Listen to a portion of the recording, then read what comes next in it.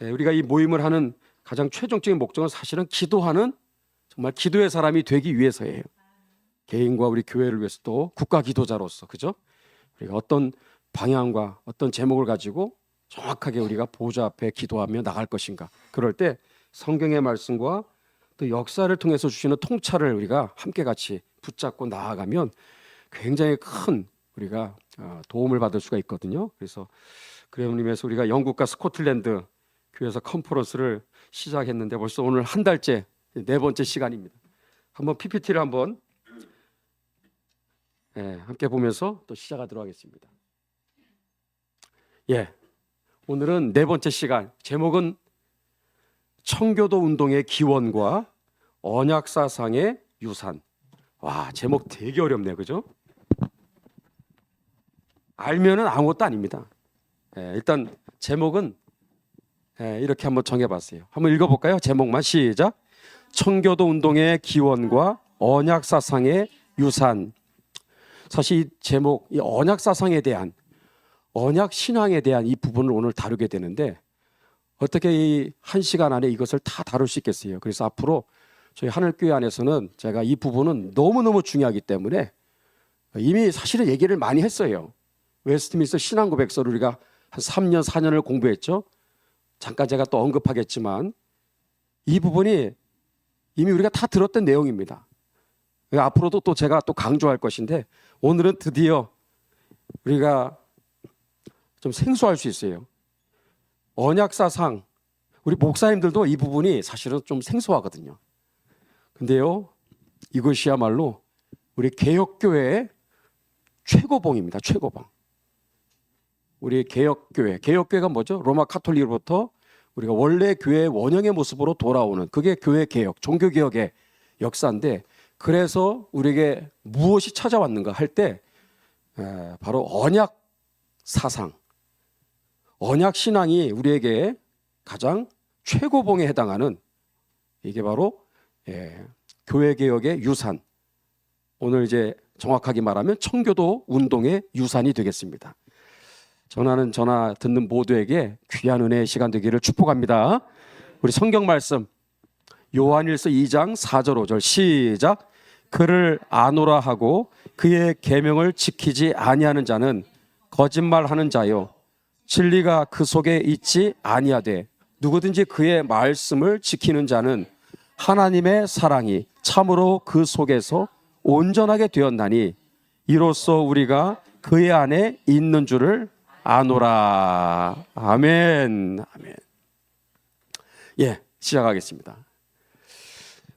16세기에 마틴 루터를 시작으로 츠빙글리, 또 하인리 블링거, 또 요한 칼빈 목사님, 그의 제자였던 베자 목사님, 하여튼 이 교회 개혁에 기라성같이 하나님이 쓰셨던 종들은 뭐 한두 명이 아닙니다. 한 150여 명이 됩니다. 150여 명. 더 될 수도 있어요. 100명이 넘습니다. 그 한 분 한 분들이 정말 오늘날 우리 이렇게 마음껏 신앙생활을 할 수 있는 이 축복된 한국교회를 가져온 뿌리라고 얘기할 수 있어요. 교회 개혁에, 저는 종교개혁이라는 말을 쓰지 않다고 그랬죠. 정확히 얘기할 때 교회 개혁이라고 해야 정확한 용어가 되기 때문에 꼭 그렇게 여러분들이 이해해 주시면 되겠습니다. 16세기에 로마 카톨릭으로부터 빼앗긴 그 초대교회 원형의 그 교회의 모습, 그 원형의 그 신앙생활, 그것을 다시금 되찾아오는 정말 장구한 치열한 믿음의 선한 싸움, 진리전쟁, 영적전쟁이 교회 개혁의 역사인데, 그러면 그 교회 개혁에 위대한 하나님이 쓰셨던 종들은 무엇을 목표로 그렇게 목숨을 바쳐가면서 싸웠을까? 3가지입니다. 3가지. 교회 개혁의 목표는 3가지다. 따라하세요. 교리개혁, 생활개혁, 정치개혁. 3가지. 이게 교회 개혁의 가장 기둥과도 같은 3가지 핵심 콘텐츠가 됩니다. 이게 3가지. 이 내용을 다 종합할 때 그게 교회 개혁이 되는 거예요. 어느 하나라도 빠지면 된다, 안 된다? 안 되는 거예요. 다 하나가 서로가 유기적으로 서로가 통합이 되어 있어서 분리할 수 없어요. 함께 같이 가게 돼 있는 거거든요. 그래서 교리개혁, 생활개혁, 정치개혁. 자, 간단히 설명드릴게요. 교리개혁은 뭐냐? 말씀 회복운동입니다. 말씀 회복운동. 교리, 가톨릭 교리가 성경에서 얼마나 벗어났어요. 연옥설부터 시작해서 뭐 화채설, 그리고 성모 마리아 신격화하는 그러한 잘못된 교리부터 시작해서 뭐 이루 말할 수 없는 정말 성경에서 벗어난 그러한 가톨릭의 그 이교화된 그러한 잘못된, 그래서 하나님 말씀으로부터 멀어진 가톨릭 체계에서 원래 하나님 말씀으로 돌아오는 그 과정이 바로 진리 전쟁이었죠. 그래서 이제 교리 개혁이라고 그러는데 조금 쉽게 풀어서 말하면 말씀 회복 운동입니다. 그래서 가톨릭 하에 있었던 모든 신자들은 성경을 읽을 수 있다 없다, 설교를 들을 수 있다 없다, 성경을 공부할 수 있다 없다, 하나도 못해. 성경 자체도 읽으면 뭐 깨달아야 뭐 이게 성경을 우리가 읽을 때 유익이 되는데 라틴어로 만들어 가지고 자국어가 아니잖아요.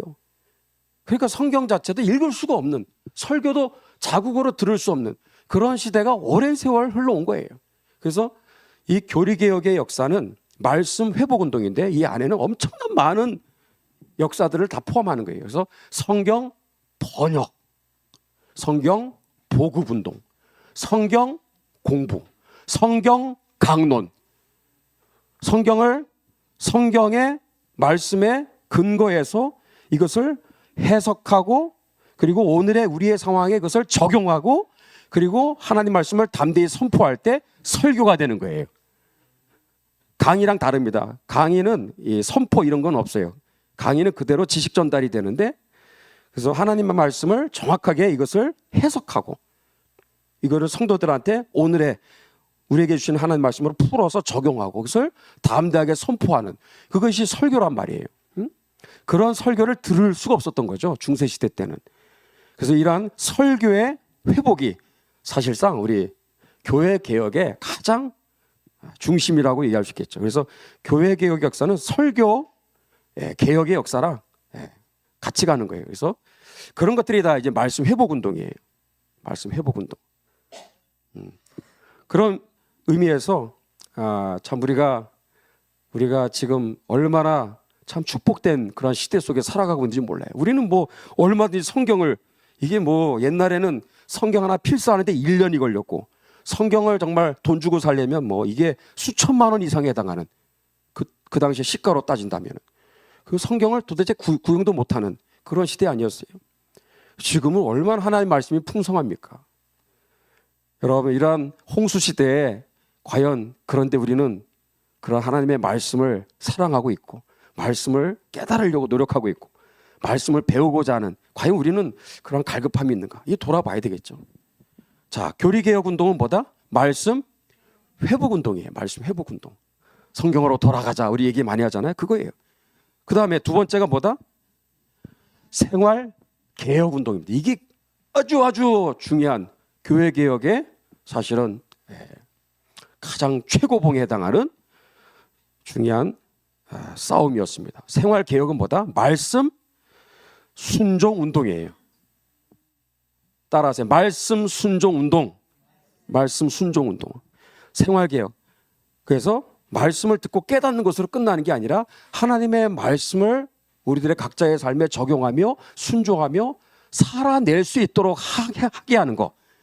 그게 교회 개혁의 사실은 굉장히 중요한 작업이었던 거죠. 이것을 위해서 만든 것이 바로 신앙 고백서, 또 요리 문답이 됩니다. 그래서 신앙 고백서, 요리 문답은 왜 있는 거지? 묻는다면 간단해. 하나님의 말씀을 따라 살아가라는 거예요. 그것을 위한 가이드라인으로 우리 교회 개혁자들의 기라성 같은 주회종들이 만든 것이 우리 지금 교회에서 공부하고 있는 웨스트민스터 신앙 고백서라든지 하이델베르크 요리 문답이라든지 웨스트민스터 대요리 문답, 소요리 문답, 이런 것들이 왜 만들어졌을까? 생활 개혁 때문에, 말씀 순종 운동을 일으키기 위해서 만든 귀한 하나님이신 특별한 축복인 줄로 믿습니다. 그래서 이 생활 개혁 운동, 말씀 순종 운동, 이거 굉장히 중요한 거예요. 그래서 오늘 언약 사상에 대한 얘기, 우리 네 번째 강의인데 아주 굉장히 중요한 보화 같은 내용입니다. 언약 사상이 뭐냐? 쉽게 말해서 말씀을 듣고 깨닫고 이 말씀을 우리들의 각자 삶에서 살아내는 것. 그래서 말씀을 순종하며 살아가는 것. 그게 바로 뭐다? 언약 신앙입니다. 언약 신앙. 그래서 언약 사상, 다 어려운 말이 아니에요. 그렇게 하나님의 말씀을 따라 살아가라고 하는 것이 그게 바로 언약 사상이에요. 말은 되게 어려운 것 같지만 사실은 뚜껑을 열고 보면 굉장히 간단한 내용이라는 거죠. 그래서 생활 개혁을 가능케 만든 원동력이 뭐냐? 언약 사상입니다. 언약 사상. 하나님의 말씀을 따라서 살아가도록 우리를 계속해서 자극하고 우리를 계속 동기부여를 하고 우리를 감화감동하고, 그래서 설교가 중요한 거예요. 말씀을 읽는 게 중요한 겁니다. 이런 식으로 또 교회 또 역사들을 통해서 이런 특별한 컨퍼런스를 갖는 이런 과정이 왜 필요한가? 사실상 이런 것들을 통해서 우리가 하나님의 말씀으로 돌아가고 그 말씀을 통해서 우리의 삶에서 여러분 열매를 맺는 정말 복된 삶을 살아가는 시작이 되기 때문에 여러분 이 자리가 복된 줄로 믿습니다. 그래서 말씀 순종 운동을 가능하게 하는 원동력이 뭐다? 언약 사상입니다. 언약 사상. 그게 아까 읽었던 성경 말씀 요한일서 2장, 그 다음에 여기 마태복음 7장도 마찬가지. 성경에 창세기부터 계시록까지 언약 사상이 도도히 흐르고 있어요. 이게 뭔지 아세요? 우리 두 가지를 기억해요. 첫 번째로는 우리가 구원받는 것은 전적인 하나님의 은혜로 받는 선물이다. 구원받는 것은 하나님이 전적으로 뭐 나 50% 하나님 50% 그게 아닙니다. 나 1% 99%도 아니고 100% 하나님의 전적인 은혜로 주시는 선물이 구원인 줄로 믿습니다. 그것이 바로 성경에 가장 강조하고 있는 복음 중에 복음이죠. 또 하나 뭐죠? 그것만 있으면 안 돼요. 구원받은 하나님의 자녀가 된 이후에 우리는 구원받기 위한 조건이 아니에요. 이제는 말씀을 따라 살아가는 게. 구원을 받기 위해서 우리가 순종하는 게 아니라 구원을 받았기 때문에 순종해야 될 줄로 믿습니다. 그게 어디 나와요? 에베소서 2장 8절 9절 10절에 나오잖아요. 찾아보세요. 성경에는요 9절마다 순종에 대한 이 강조를 굉장히 많이 반복적으로 하고 있다는 거죠. 오늘 여기 마태복음도 한번 그 중에 대표적인 말씀이죠. 읽어봅니다. 시작. 이러므로 그의 열매로 그들을 알리라. 나더러 주여 주여 하는 자마다 천국에 다 들어갈 것이 아니요 다만 하늘에 계신 내 아버지의 뜻대로 행하는 자라야 들어가리라. 아멘. 아멘. 예수님 믿고 구원을 받았는데 삶은 엉망이더라.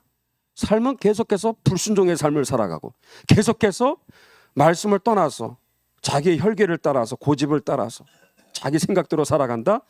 지금 잘못 살고 있는 거죠. 신앙생활 잘못하고 있는 거예요.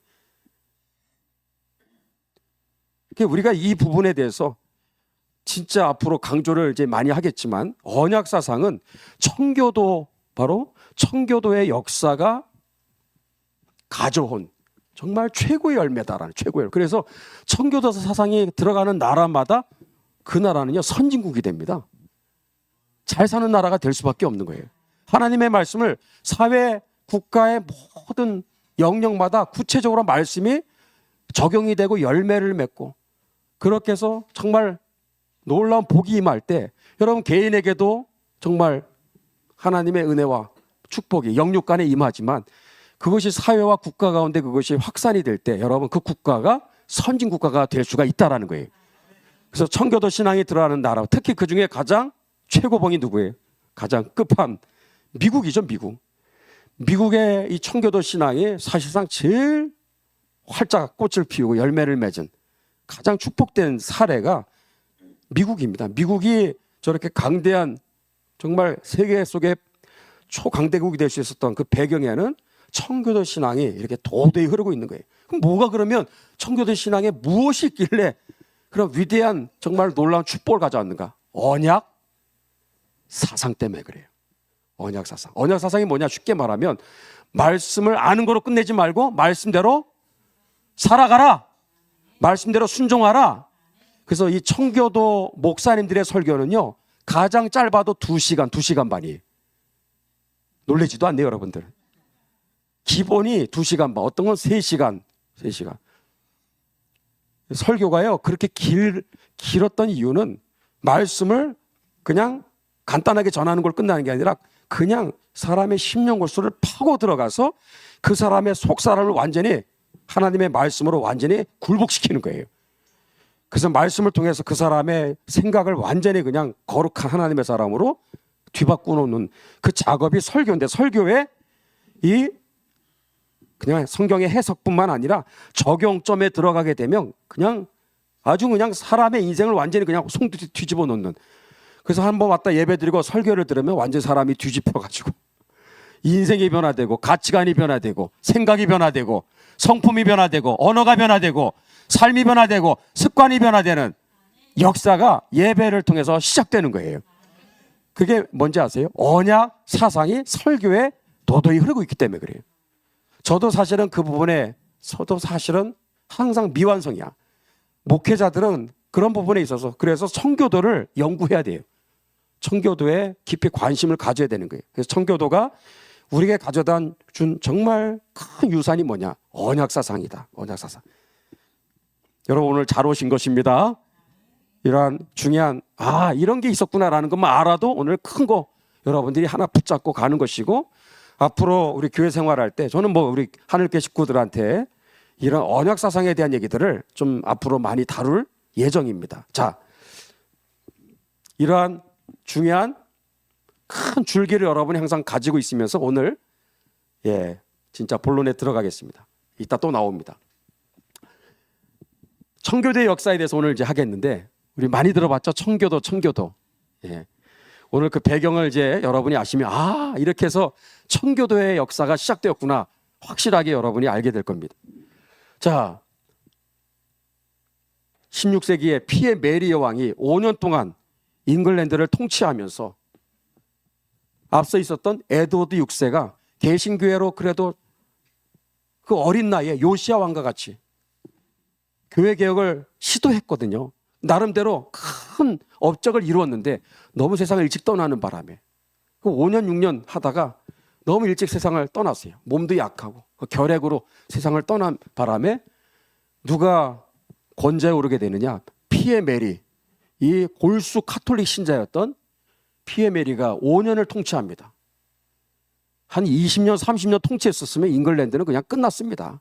근데 5년 만에 세상을 떠나면서 그래도 그 뒤를 엘리자베스 여왕이 개신교 신자였기 때문에 그래도 원상복구가 되었지, 만약에 수십 년 통치했었으면 역사는 완전히 거꾸로 아마 갔을 거예요.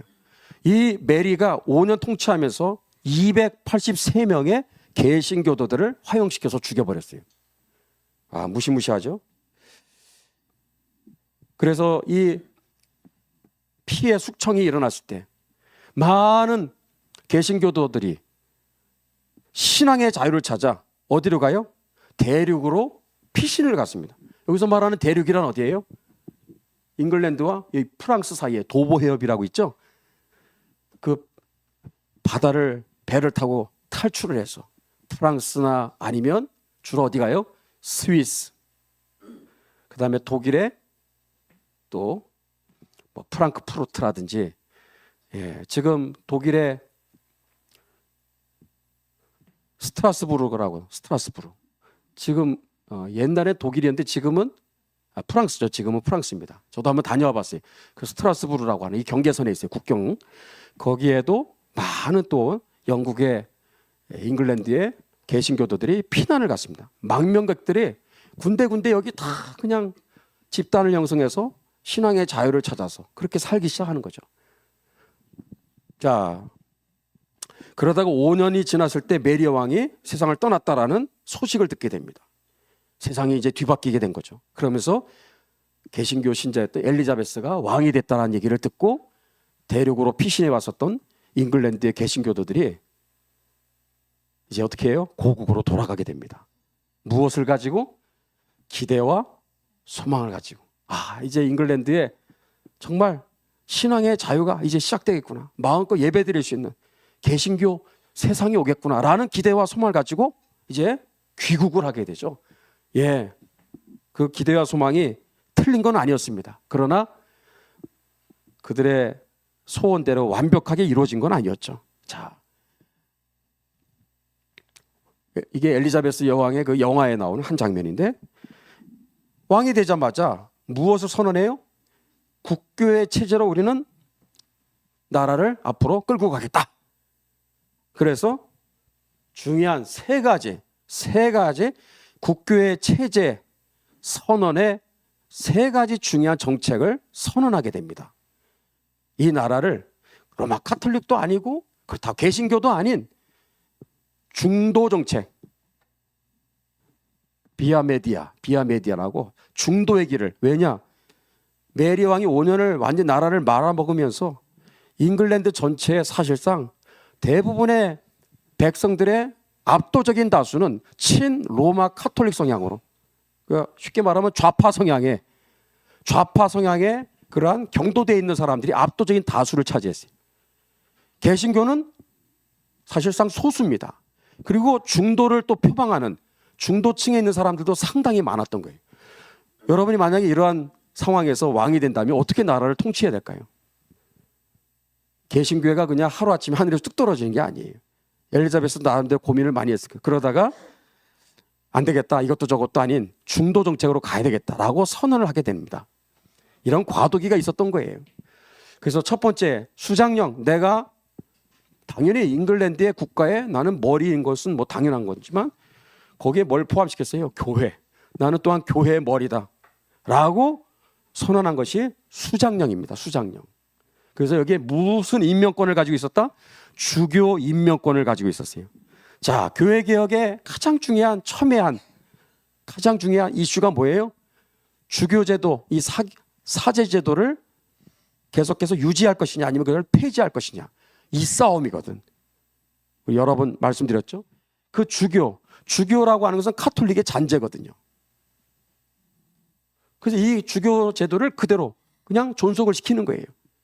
그러면 내가 대주교를 임명을 하면 그 대주교가 여러 지역, 도시, 마을에 있는 그 이제 주교들을 내가 임명할 수 있고, 그 주교가 또 각 마을에 있는 각 지교회의 담임 목회자를 또 임명할 수 있는, 이것은 완전히 계급 구조입니다. 계급 구조. 군대와 똑같아요.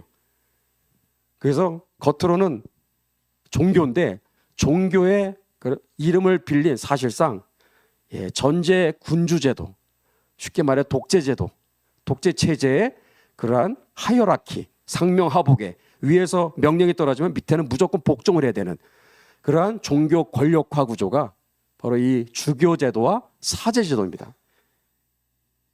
이게 왜 잘못됐느냐? 이게 왜 문제가 있느냐? 이게 왜 하나님 보시기에 악한 이것이 제도였는가? 주교와 제도, 이 사제제도가 있음으로 인해서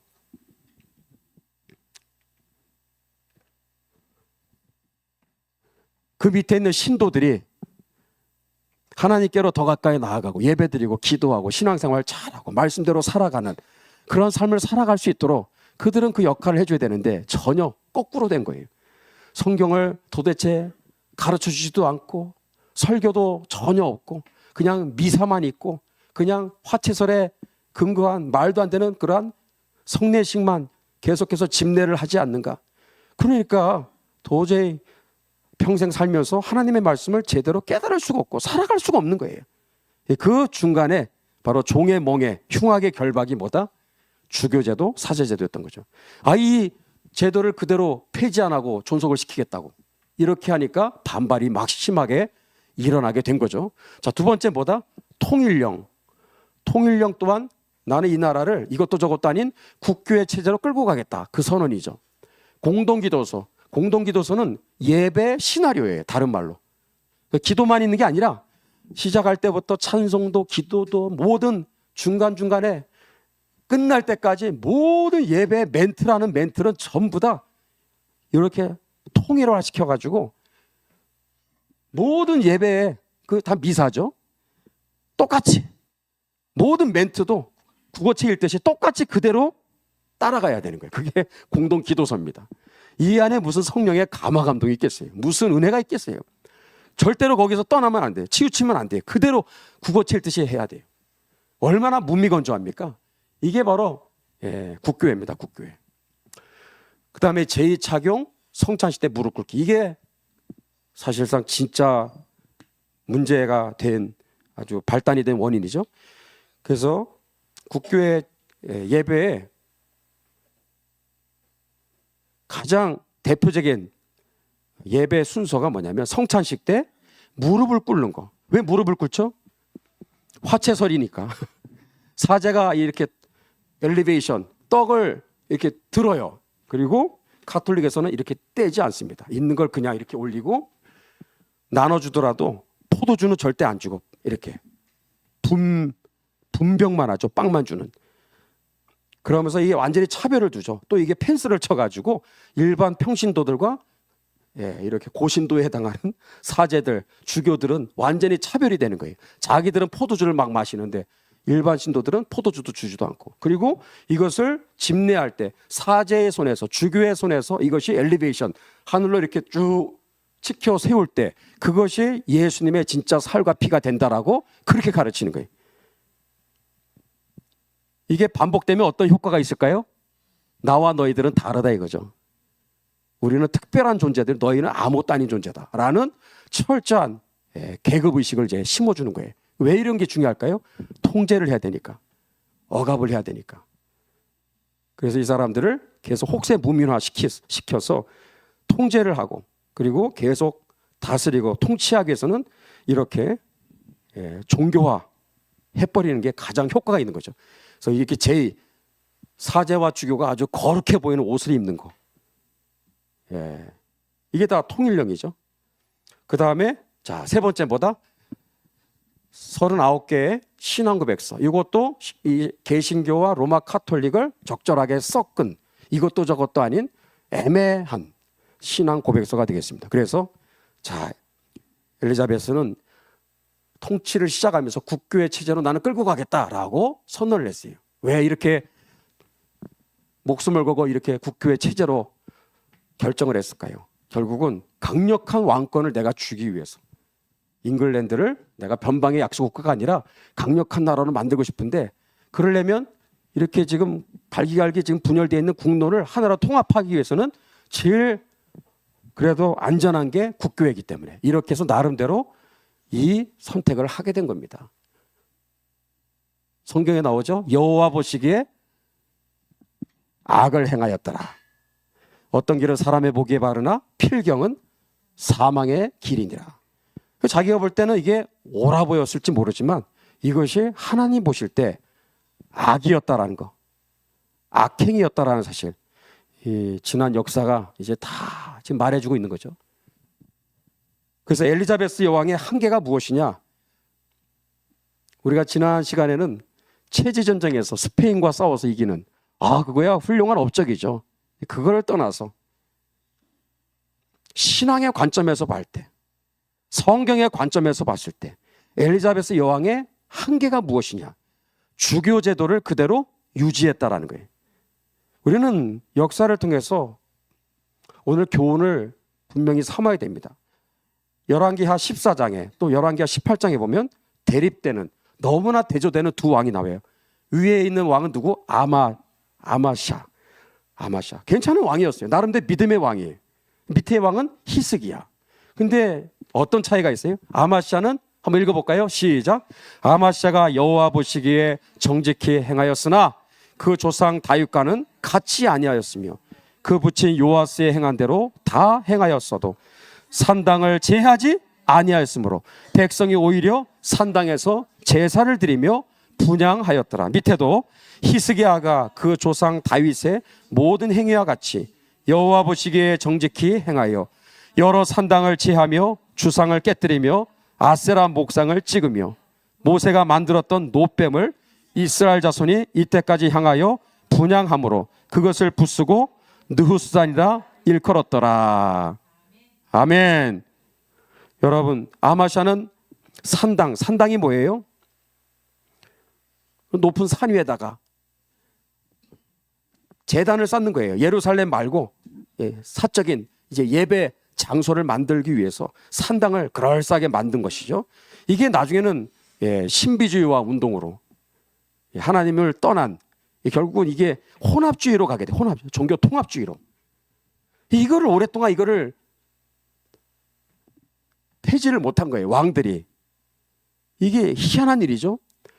우리 물어봐야 돼. 내 삶 가운데, 내 속사람 가운데 내가 끊어야 되는데, 재야 되는데 아직도 내가 끊지 못한 산당이 무엇인가? 끊어낼 수 있기를 축복합니다. 그거를 끊느냐 못 끊느냐가 여러분 결국은 하나님의 뜻이 이루어지느냐 아니면 하나님의 뜻이 계속 지체되느냐, 하나님이 영광을 받으시느냐 하나님이 영광을 받지 못하느냐, 결정이 되는 거예요. 결정이. 이게 산당을 제한 사람이 있고 제하지 못한 사람이 있는 거죠. 엘리자베스는 그에게 주어진 사명은 주교제도로 하는 산당을 철폐했어야 되는데 그거를 못한 거예요. 자, 말씀 다시 드리면은 이게 바로 잉글랜드 국교회의 통치 체제를 잘 보여주는 피라미드 구조입니다. 원래는 교황이 맨 꼭대기에 있어요. 근데 우리가 알듯이 교황을 쫓아내고 그 자리에 누가 올라갔어요? 잉글랜드의 이제 국왕이 헨리 8세부터 나 이제 로마 카톨릭하고 같이 못 가겠다. 그러면서 자기가 교회와 국가의 이제 머리가 되겠다고 스스로 선언을 하면서 국교회가 시작된 거예요. 이 우리나라 들어오면서 성공회가 됐죠. 성공회. 국교회. 정확한 말은 국교회입니다. 국교회. 국가교회예요. 국가교회. 교회가 국가의 그러한 통치 아래에 있다라는 뜻이죠. 자, 국왕이 맨 꼭대기에 있습니다. 그 밑에 누가 있어요? 뭐 국무위원들 이런 사람들은 뭐 당연하니까 그건 이제 얘기 안 하고 교회를 얘기하는 거예요. 교회의 이런 질서를 어떻게 운영하는가. 이게 완전히 이게 서로 평준화되어 있는 게 아니라 국왕이 위에서 뭐라고 얘기하면 이게 밑으로 계속해서 그 지시대로 따라가야 돼요. 그래서 국왕 바로 밑에 누가 있다? 교회를 관할하는 최고의 가장 실세가 누구냐? 대주교. 대주교 밑에 누구? 주교. 그래서 대주교와 주교는 고위 성직자라 그렇게 얘기합니다. 그다음에 밑에 사제와 부세자는 하위 성직자. 이 등급이 다 이렇게 나눠져 있어요. 그리고 밑에 평신도는 그대로 평신도. 그래서 우리는 평신도라는 말은 저도 막 이게 어떤 때 막 나오는데 평신도는 성경적인 용어는 아닙니다.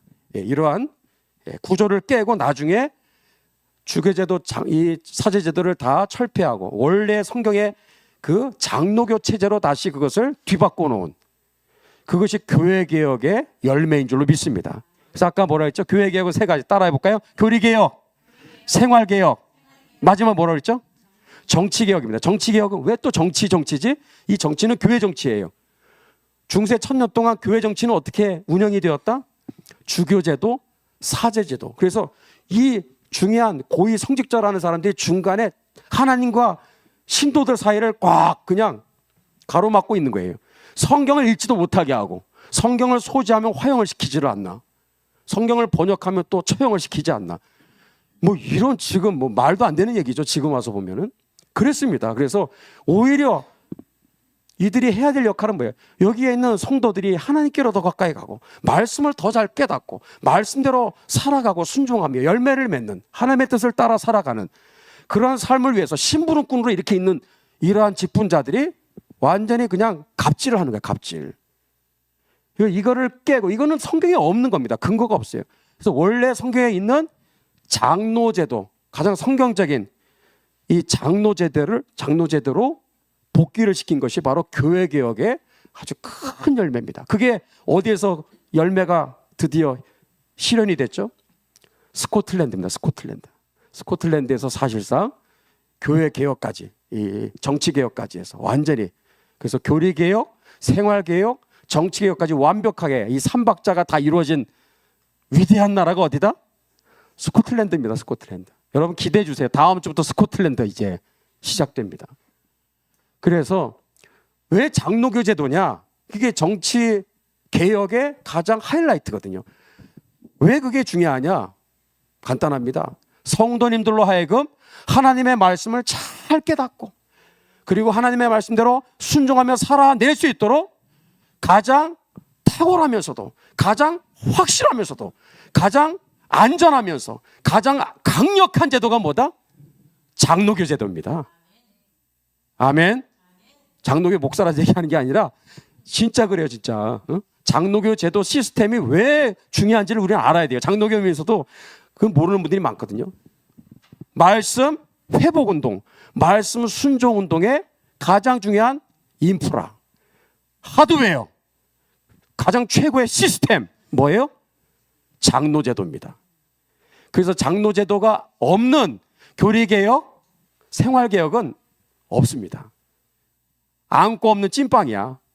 안고 없는 찐빵입니다. 그래서 이 정치 이 개혁까지, 그래서 장로제도 개혁 이것이 이루어질 때 교회 개혁은 완벽하게 다 이루어진 것이다. 퍼즐이 다 맞춰지는 거예요. 깨닫기를 축복합니다. 그래서 이게 얼마나 고약한, 이게 정말 중세 수많은 사람들을 옥죄고 있었던 종의 멍에인지를 우리는 이제 확실히 깨달아야 되겠습니다. 자, 1562년 엘리자베스 여왕이 개신교를 탄압합니다. 본인이 개신교 신도인데, 그러니까 신앙은 둘째야. 나는 이 나라를 강력한 나라로, 나는 강력한 군주가 돼야 돼. 그게 최고의 가치였던 거죠. 그래서요, 말도 안 되는 개신교 탄압 정책으로 갑니다. 1562년에 잉글랜드 목회자들이요, 반발 사건이 일어나요. 두 가지 때문에. 왜 우리가 개신교인데 왜 이렇게 옷을 입어야 되냐고, 이런 이런 거칠해. 이게 뭐가 중요하다고. 본질도 아니면서 왜 이걸 의무조항으로 안 입을 수도 있는 거지. 그냥 캐주얼하게 입고 예배를 얼마든지 인도할 수 있는 것이, 단정하게만 하면 되는 거거든요. 왜 이렇게 거룩해 보이는 제의 성복을 입고 이거를 예배를 집례하라고 자꾸 저렇게 규정을 만들어서 안 지키면 막 엄벌에 처하겠다고. 이거는 아니다 이거죠. 또 하나, 왜 성찬식을 하는데 무릎을 왜 꿇냐 이거죠. 성도들이 무릎 꿇으면 안 되거든요. 무릎 꿇는 자 자체는 이 떡과 잔이 예수님의 피와 살이 된다고 하는 전제하에서 그거 물질이라고 하는 이 떡과 잔을 경배하는 거예요. 이게 경배 대상이 아니거든요. 그러니까 그것 자체가 우상 숭배라는 거, 신성 모독이다. 그래서 이 잉글랜드의 진짜 깨어있는 목회자들은 목숨을 걸고 반발을 하죠. 근데 대부분의 목회자들은 친카톨릭 성향을 갖고 있었기 때문에, 쉽게 말해 좌파 성향을 갖고 있어서 결국은 씨알도 안 먹힙니다. 그래서 참 찻잔 속의 태풍으로 끝나는 거예요. 그런데 엘리자베스 여왕은 노발대발하는 거예요. 잉글랜드 목회자들이 두 가지 이거 막 반발하니까 안 되겠다 해서 통고문을 발표합니다. 통고문. 이게 뭐냐면 잉글랜드에 있는 목회자들을 내가 좀 손 좀 봐줘야 되겠다라는 거예요. 그래서 잉글랜드에 있는 목회자들을 전부 다 1대1로 심사를 해가지고 통과한 사람들에게만 설교권을 부여했어요. 그래가지고 1대1로 다 심사 인터뷰를 해가지고 국교회 정책에 그걸 따라오겠다고 하는 그런 전제하에 이 사람이 인터뷰에 응하고, 그리고 국교회 정책에 그대로 순응하고 따라가겠다고 확실하게 맹세하지 않으면 설교권을 박탈해버렸어요. 그래서 많은 정말 신실한 목회자들이 설교 강단에서 쫓겨나갑니다. 이야. 잉글랜드 목회자들이 가만히 있겠어요? 계속해서 반발하죠. 그래서 왕권에 대해서 마치 반체제 선동, 시위, 그리고 발언, 운동하는 일들이 계속되니까 엘리자베스 왕이 볼 때는 이것들 봐라, 내 왕권에 도전해? 그러면서 이 사람들을 반체제 선동꾼으로 아주 그냥 눈에 가시처럼, 그런 눈에 가시처럼 쳐다보는 거예요. 그래서 1564년 엘리자베스 밑에 교회를 총 관할하는 실세가 누구냐? 조지 파커라는 사람이 있어요. 따라하세요. 조지 파커. 왜 이 사람 이름을 우리가 알아야 되느냐? 이 인간이 엘리자베스 여왕 밑에서 국교회 정책에 반대하는 그 신실한 목회자들을 향해서 그동안 한 번도 누구도 쓰지 않았던 듣보잡이죠. 요즘 말로 말하면 듣도 보도 못한 말도 안 되는 그런 프레임을 씌워서 용어를 하나 딱 만들어서 탁 던집니다. 그게 이제 대명사가 된 거죠. 뭐라고 얘기했을까요? 청교도라고 얘기한 거예요. 청교도. 누가 얘기했다? 조지 파커라고 하는 국왕의 밑에 꼬복 노릇하는 허수아비. 그건 참 선지자가 아니죠. 거짓 선지자, 어용 선지자죠. 그래서 국교회 정책에 반대하는 목회자들 향해서 퓨리파이가 뭐예요? 거룩하게 하다, 깨끗하게 하다. 그거 아니에요? 그 퓨리파이라는 단어를 거기에서 차용을 해가지고 퓨리탄이 뭐예요? 청교도. 번역하면 그런데 제가 우리가 알기 쉽게 제가 새로 번역을 했어요. 말을 할까요 말까요? 저는 이렇게 어렵게 얘기하는 걸 별로 안 좋아하거든. 청교도는 쉽게 말해서 뭐냐? 제가 번역한다면 이거예요. 네 팔뚝 굵다 이거예요. 너 잘났다 이건데. 그냥 너 혼자 깨끗하다 이 얘기야. 네 팔뚝 굵다. 너 혼자 진짜 깨끗하구나 라는 비아냥거리는 조롱이 퓨리탄입니다. 그 사람들을 아주 비꼬기 위해서 조롱하고 그 사람들을 아주 그냥 많은 사람들한테 이 부정적인 프레임을 씌우기 위해서 퓨리탄이라는 말을 붙여놓은 거예요. 조지 파커가 한 겁니다. 자, 여기에서 우리는 점점 중요한 얘기입니다. 장로교회의 아버지, 우리 꼭 기억하셔야 돼요. 토마스 카트라이트. 따라합시다. 토마스 카트라이트, 장로교회의 아버지. 제가 여름에 영국에 가고 런던에도 가는데 참 안타까운 것은 영국의 어디를 뒤져봐도 토마스 카트라이트의 흔적을 찾아볼 수가 없어요. 장로교회의 아버지인데. 영국은 지금도 국교회 체제죠. 그래서 이 장로교회의 역사를 별로 기념 안 합니다. 동상도 없고요. 기념관도 없고. 영국이 만약에 개신교 국가, 제대로 된 개신교 국가였다면 토마스 카트라이트는 정말 영국의 위대한 정말 역사의 대표적인 인물로 기념하고 많은 사람들이 또 당연히 뭐 쉽게 입에서 입으로 얘기를 할 텐데 그렇지가 않습니다. 토마스 카트라이트 1569년 이분이 케임브리지 대학에서 사도행전의 말씀을 깊이 읽고 묵상을 합니다. 그리고 거기에 연구원으로 있었어요. 그러면서 학생들한테 사도행전의 말씀을 가르치기 시작하는데 본인이 사도행전의 말씀을 깊이 묵상하고 연구하고 가르치다가 장로교 제도에 눈을 뜨게 된 거예요. 놀랍습니다. 이거구나. 주교 제도와 사제 제도는 이건 정말 잘못된 반성경적인 비성경적인 제도구나. 장로교 제대로 돌아가야 되겠구나 라는 얘기를 막 한 거예요. 그러면서 이분은 또 행동하는 분이죠. 엘리자베스 여왕한테 청원서를 제출합니다. 왕이시여, 잉글랜드가 가야 될 길은 주교 제도가 아닙니다. 사제 제도가 아닙니다. 장로교 제도로 다시 우리는 복귀해야 됩니다. 장로교 제도로. 그 무슨 차이가 있죠? 주교 제도와 장로교 제도의 차이의 핵심이 뭐냐? 주교 제도는 왕이 임명하라는 거예요. 그럼 밑으로 계속해서 임명을 하는 거예요. 그러나 장로교는 뭐죠? 교인들이 목회자를 선출할 수 있는 권한이 있는 거예요. 이게 큰 차이입니다. 지금도 그렇죠. 공동의회 반드시 해야 됩니다. 부목사님, 담임 목사님을 청빙할 때, 특히 담임 목사님을 청빙할 때는 공동의회 3분의 2의 찬성을 받아야만 담임 목사를 청빙할 수 있어요. 부목사 청빙할 때는 재직회도 다 우리 교인들이 결정하는 거죠. 과반수 이상의 찬성표가 나와야 부목사님도 모셔올 수 있는 거예요. 교인들이 싫다 그러면 못 하는 거예요. 목회자는 회의를 집례하는 사회자에 불과한 거예요.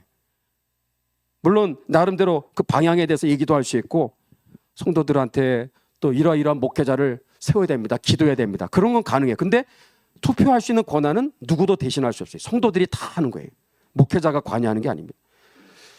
그래서 그 차이가 굉장히 크다라는 거. 여기에서 민주주의 역사가 서서히 싹을 틔우기 시작하는 거예요.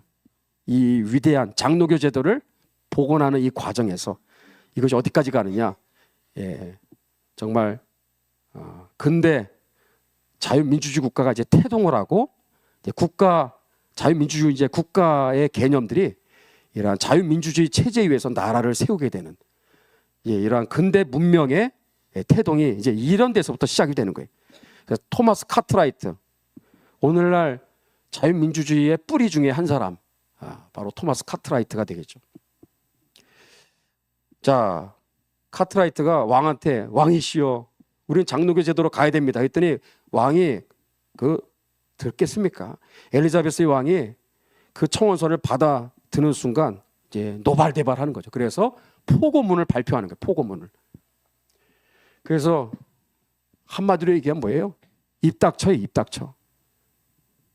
죽으라면 죽는 거지 뭔 소리야 이 얘기입니다. 너희들은 가만히 있어. 무슨 나한테 지금 반기를 드냐? 그러면서 엄포를 놓는 것이 포고문입니다. 엘리자베스 여왕 셉니다. 그래서 1571년 엘리자베스 여왕에 의해서 장로교회 아버지 토마스 카트라이트가 캠브리지 대학에서 파직당하게 돼요. 쫓겨납니다. 연구원의 그 자격에서 이제 쫓겨나게 되고 체포령까지 내려가지고 체포 직전까지 갔다가 유럽 대륙으로 이제 도피를 하게 되죠.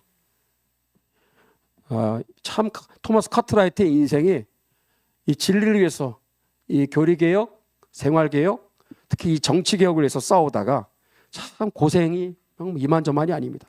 그래서 이게 런던에 있는 런던 탑입니다. 런던 타워라고 그러죠.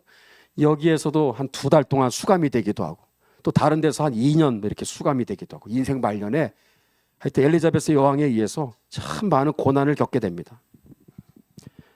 대륙으로 도피를 해서 결국은 거기에서 인생 말년을 거의 보낸 셈이죠. 그러다 보니 정작 잉글랜드에서는 장로교회가 제대로 뿌리를 내리지를 못하게 되는 거죠. 자, 그런데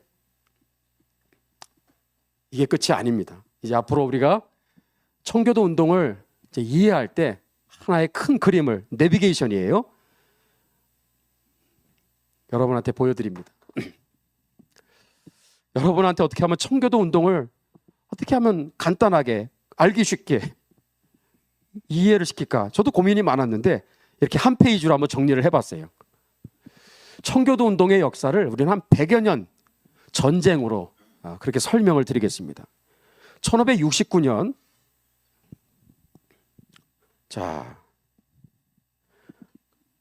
이 토마스 카트라이트에 의해서 1590년까지 이 주교 제도를 폐지하고 사제 제도를 폐지하고 장로교 제도로 가야 됩니다라는 이 싸움을 한 20여 년 싸워요.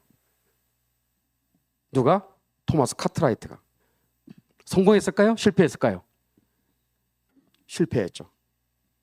그리고 쫓겨나게 되고 유리방황하면서 참 고생이 많습니다. 토마스 카트라이트. 그래서 1차 청교도 운동 시기는 토마스 카트라이트를 중심으로 정치개혁, 교회 바로 제도 개혁을 요구하는 투쟁의 역사였다. 20여 년 동안. 2차 청교도 운동의 시기가 굉장히 중요합니다. 50여 년 동안 이게 진행이 됩니다. 50여 년 동안.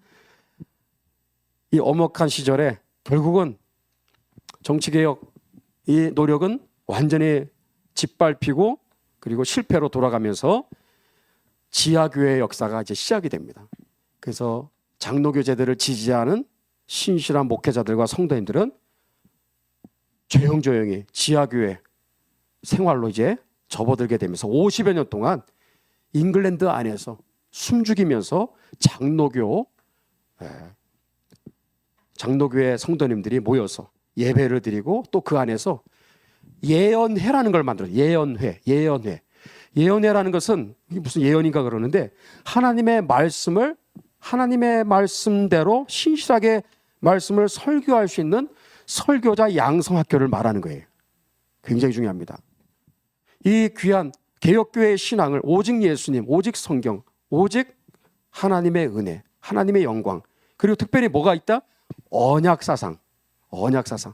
하나님의 말씀을 따라 살아가는 것, 살아내는, 순종하는 삶이 또한 개혁교회의 아주 중요한 그 핵심인데, 그거를 또한 잘 말씀을 통해서 성도들에게 가르치고 말씀을 선포할 수 있는 설교자를 양성하기 위해서 지하교회 그 엄혹한 시절에 예언회라는 것을 운영한 거예요. 지금으로 하면 신학교죠. 신학교. 그리고 성경을 연구하고 가르치는 이 제자 양육이 막 음지지만 활발하게 지하에서 쭉 진행이 된 겁니다. 이 50여 년, 이 50여 년이 왜 중요할까? 50여 년 동안 지하교회 활동입니다. 이 관로 안에 들어가는 것은 이 50여 년 동안 언약 사상, 언약 신앙이 이것이 확립이 되었다라는 것입니다. 할렐루야. 우리가 이 혜택을 우리도 모르는 사이에 지금 받고 있는 거예요. 그런 용어를 안 써서 그렇지. 하나님의 말씀대로 살아가는 게 얼마나 중요한지를 이 50여 년 동안 핍박 속에서, 환란 속에서 지하교회 그 생활을 통해서 이것을 체계적으로 정립을 하고 확립을 하는 시간이 반세기가 걸렸다는 거예요. 이것은 하나님이 허락하신 시간이었습니다.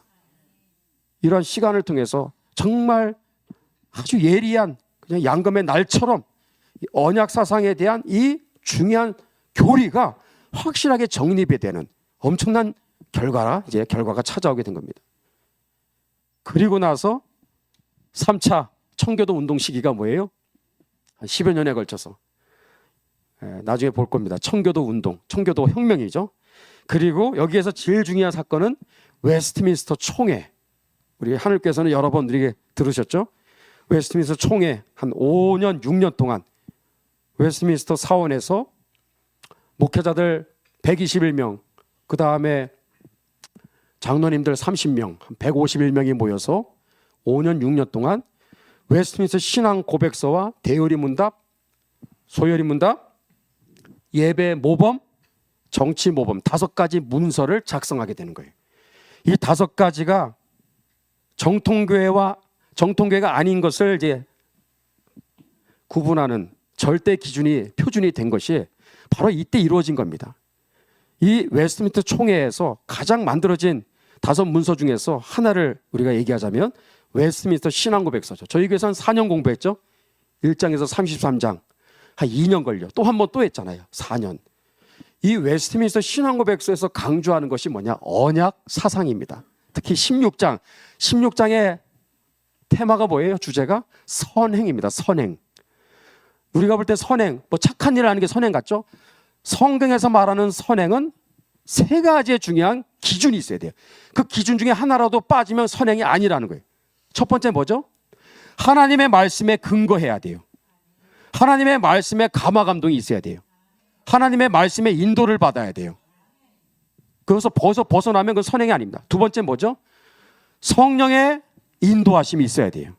그것은 기도 사역입니다. 기도 사역. 말씀과 기도를 통해서 내가 이 일을 해야 되겠구나. 내가 저분들을 도와야 되겠구나. 후원해야 되겠구나. 저분들을 우리가 정말 위해서 함께 협력해야 되겠구나. 말씀과 성령 안에서 그러한 일들이 결정이 되는 거예요. 그리고 하나 더 뭔지 아세요? 그 일이 네 자랑이냐 아니면 하나님께 영광이냐, 이거를 따져봐야 돼요. 나를 드러내고 나의 이름을 높여드리고 나의 공로를 사람들한테 PR하기 위한 목적에서 했다면 아무리 말씀 또 기도 사역을 통해서 했다 할지라도 꽝입니다. 그래서 무엇이 선행이냐? 첫 번째, 하나님의 말씀에 인도를 받아야 돼요.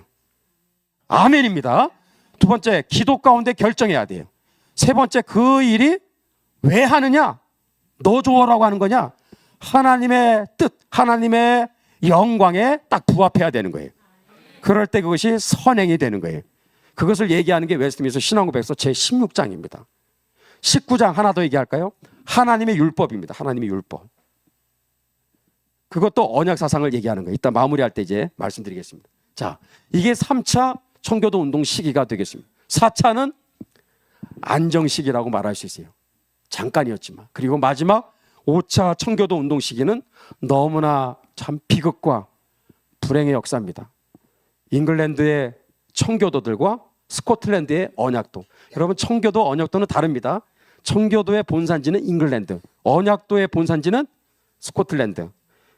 우리는 이제 언약도에 이제 더 관심을 갖고 앞으로 보게 될 겁니다. 어쨌든 이 청교도와 언약도에 대한 무지막지한 박해가 거의 한 30여 년 동안 진행이 됩니다. 누구에 의해서? 찰스 2세, 또 제임스 2세라는 아주 못된, 아주 사악한 이 두 명의 군주에 의해서 이 30여 년 동안 잉글랜드 청교도와 스코틀랜드 언약도들 거의 뭐 2만 명, 3만 명에 해당하는 주회종들과 성도들이 죽음을 당하게 되죠. 여러분 상상이 됩니까? 자, 어쨌든 그런 일이 벌어지면서 마지막 청교도 탄압과 박해는 사라지고 이제 신앙의 자유가 이제 주어지게 되었다. 그러니까 한 100여 년의 역사다 하는 것을 이제 말씀을 드리는 거예요. 자, 그런 의미에서 자, 제가 한번 아까 두 번째 청교도 운동 시기, 여기에 50년 동안 지하교회 활동 그 기간 가운데서 일어난 놀라운 뜻밖의 열매가 뭐다?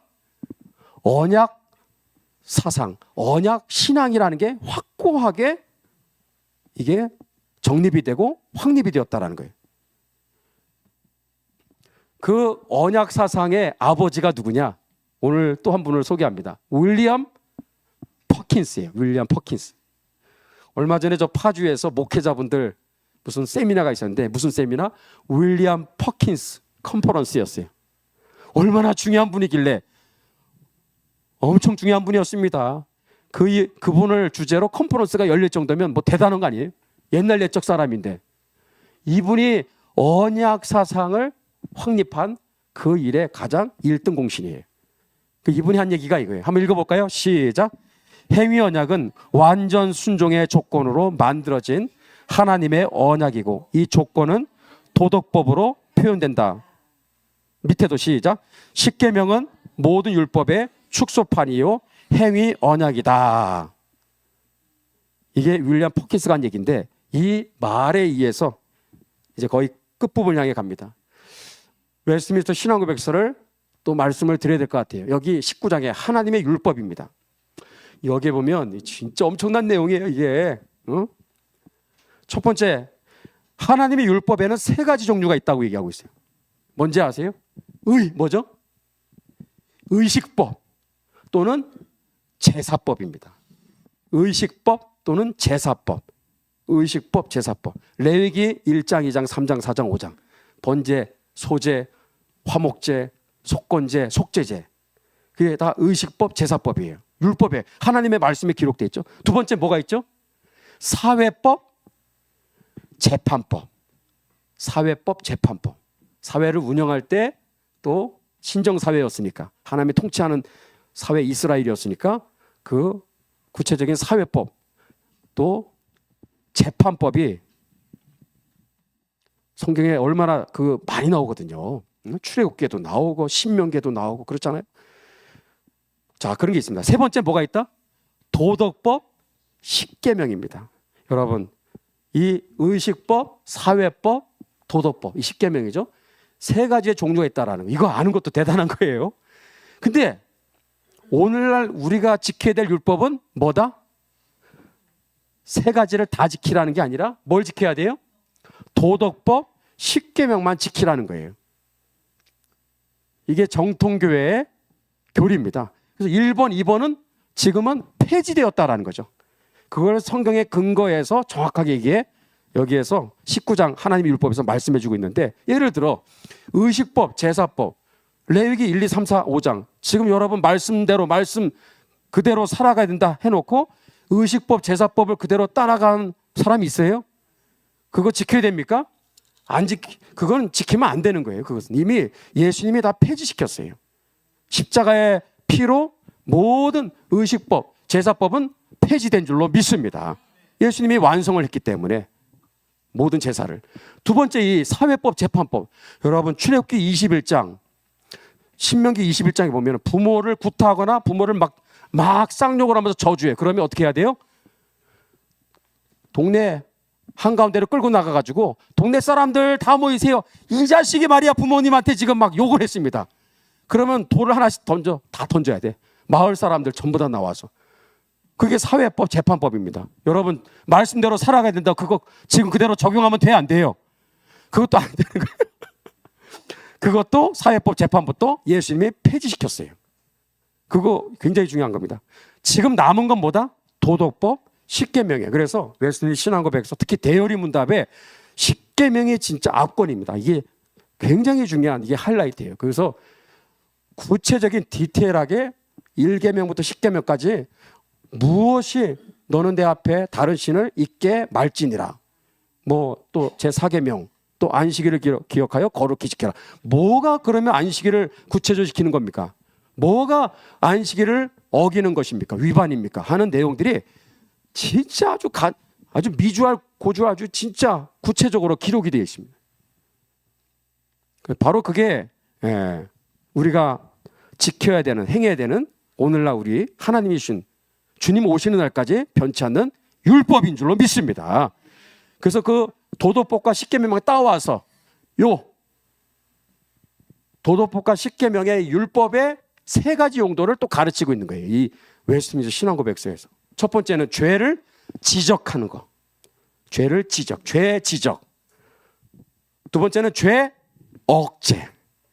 죄를 짓지 못하게 억제하는 거. 이게 언제 일어나죠? 말씀을 듣는 예배 시간에 일어난 줄로 믿습니다. 그래서 세 번째는 뭐다? 삶의 규범. 삶의 규범입니다. 이게 바로 뭐다? 따라하세요. 행위 언약. 행위 언약입니다. 삶의 규범, 행위 언약. 이 세 가지 용도를 위해서 도덕법과 십계명을 하나님이 주셨다라는 거예요. 이것을 명확하게 깨우쳐 주신 분이 누구다? 윌리엄 퍼킨스라고 하는 정말 기라성 같은 주의종입니다. 우리는 이분한테 엄청난 빚을 지고 있는 거예요. 그래서 이분 밑에 수많은 제자분들이 청교도 운동의 위대한 정말 신학자들이, 목회자들이 이 밑에서 계속해서 줄줄이 나오는 거예요. 다 누구를 따라가는 거예요? 윌리엄 퍼킨스. 이분은 세상 떠나고 났는데도 40년 동안 이 엄혹한 국교회가 막 장악하고 있었던 잉글랜드 안에서 윌리엄 퍼킨스의 이름이 떠나가지 않았대요. 사람들만 만나면 윌리엄 퍼킨스 목사님이 이런 얘기 하셨습니다. 그분이 이렇게 우리를 가르쳐 주셨습니다. 윌리엄 퍼킨스가 40년 한 세대 동안 수많은 주회종들에게 떠나지 않았던 아주 중요한 역할을 했던 분이죠. 자, 우리는 참 빚을 많이 지고 있는 거죠. 그리고 이런 시기를 떠나서 이제 마지막 5차 다시 반복하지만 마지막 1688년 나중에 얘기할 거예요. 그때 이 모든 참 박해 역사가 끝이 나게 된다 하는 거. 그 박해 동안 있었던 많은 분들이 어디에 묻혔다? 런던에 가면 우리가 꼭 가야 될 장소 중에 하나입니다. 번힐 필스 베리얼 그라운드. 혹자는 얘기합니다. 런던에서 가장 위대한 장소다. 런던에서 가장 위대한 장소가 뭐 웨스트민스터 사원, 뭐 빅벤, 뭐 런던 탑 거기가 아니라 여기가 런던에서 가장 위대한 장소다라고 말을 합니다. 저도 그렇게 생각을 해요. 여기에 바로 마지막 5차 청교도 시기 때 박해와 핍박 속에 순교당한 수많은 주의종들이 여기에 묻혀져 있는 거예요. 근데 영국 사람들이 이런 게 있는지도 모른대요. 별로 관심도 없고. 우리나라 양화진하고도 막 비교가 될 정도로 허름하죠. 누추하고 그렇습니다. 근데 여기에 계신 한 분 한 분들은 정말 위대한 주의종들입니다. 자, 이제 끝부분, 이제 오늘 결론입니다.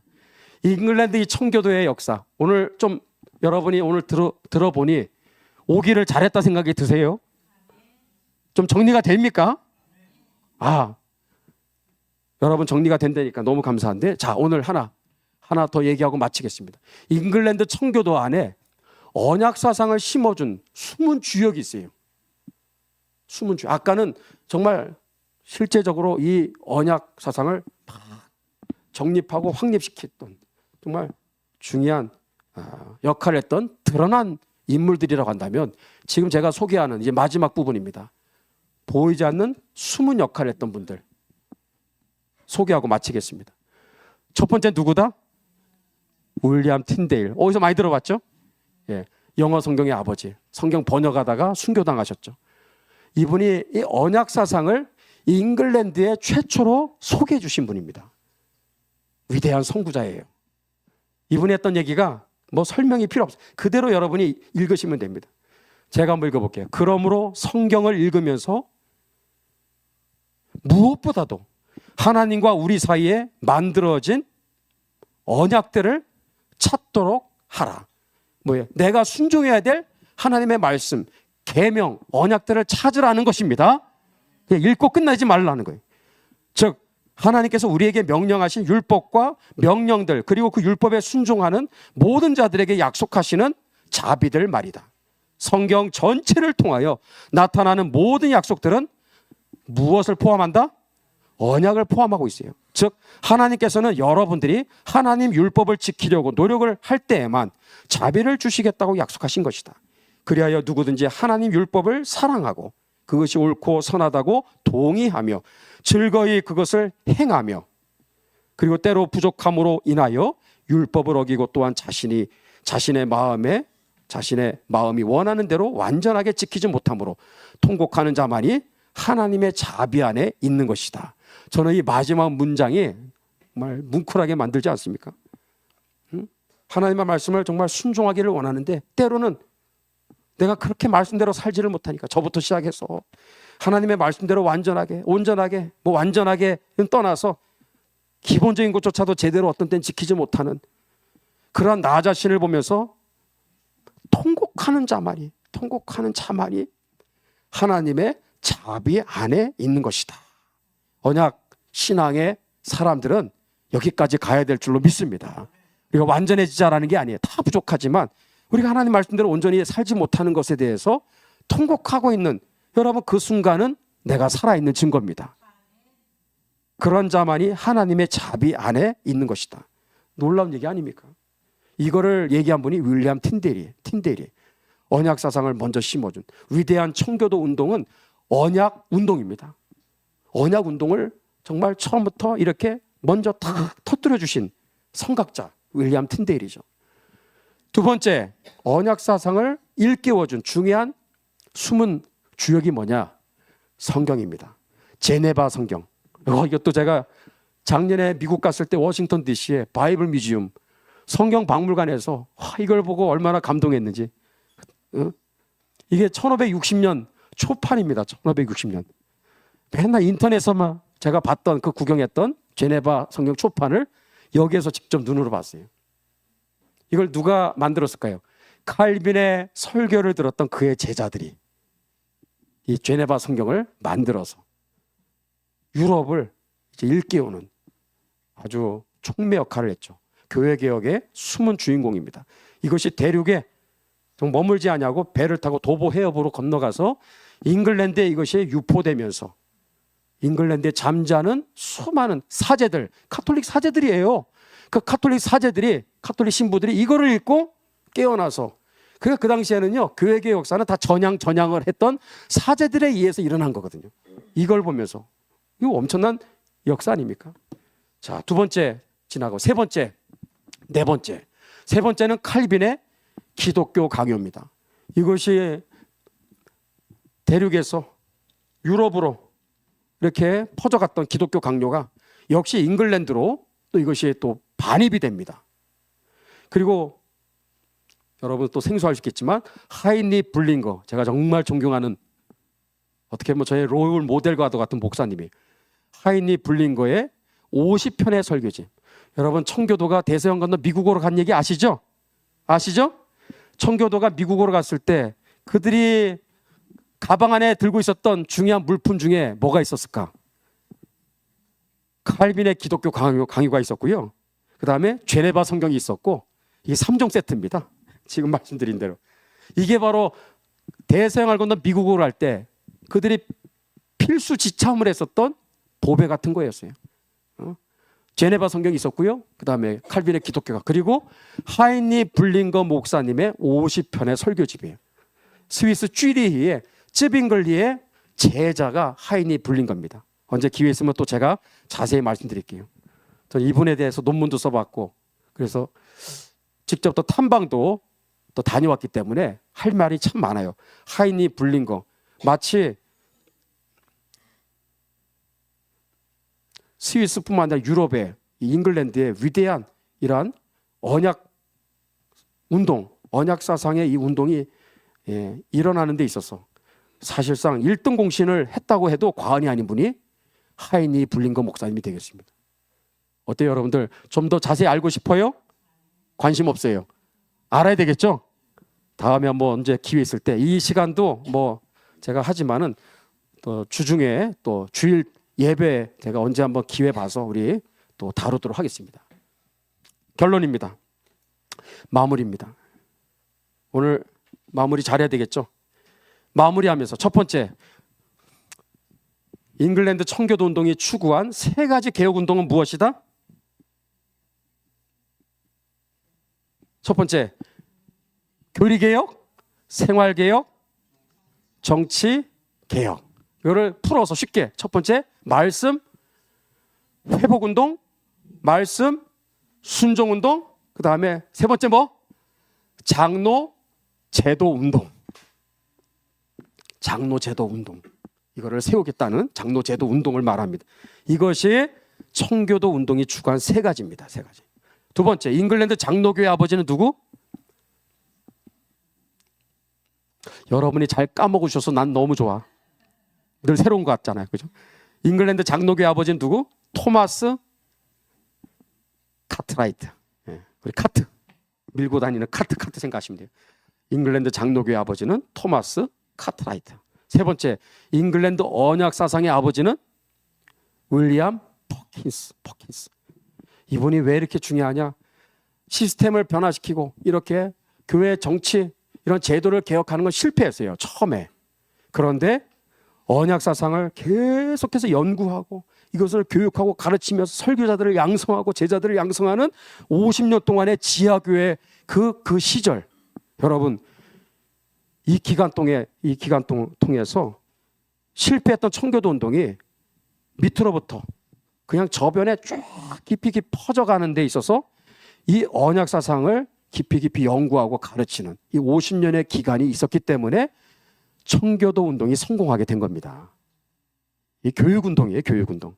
이것을 가장 앞장서서 했던 분이 누구다? 윌리엄 퍼킨스입니다. 윌리엄 퍼킨스.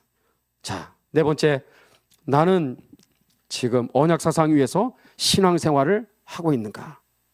나는 정말 하나님의 말씀을 지금 깨닫고 배우고 그리고 말씀을 알고자 하는 말씀 회복운동, 더 나아가 말씀 순종운동의 삶을 살고 있는가?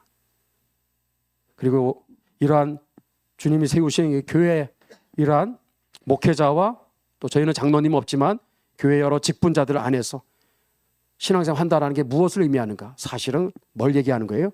말씀을 더 잘 깨닫고 말씀을 더 배우고 풍성한 말씀으로 무장을 해서 그 말씀대로 이 어두운 세상 가운데 거룩한 빛을 주는 증거하는 하나님의 뜻을 정말 이 세상 가운데서 하나님의 말씀을 통해서 하나님의 뜻을 실현하고 하나님의 뜻을 이루어가는 그러한 말씀 순종의 삶을 살아가야 될 줄로 믿습니다.